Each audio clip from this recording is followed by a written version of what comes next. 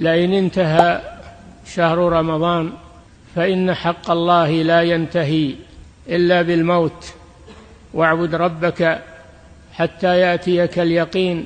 الله هو رب رمضان، وهو رب شوال، وهو رب جميع شهور السنة، فاتقوا الله في كل الشهور، حافظوا على دينكم في كل حياتكم، فإنه رأس مالكم وهو نجاتكم من النار، فحافظوا على دينكم وتمسكوا به في كل الشهور وفي كل الأوقات.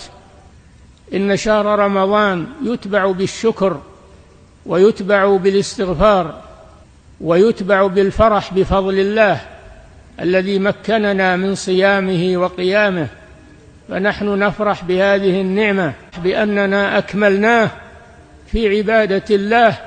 قل بفضل الله وبرحمته فبذلك فليفرحوا هو خير مما يجمعون.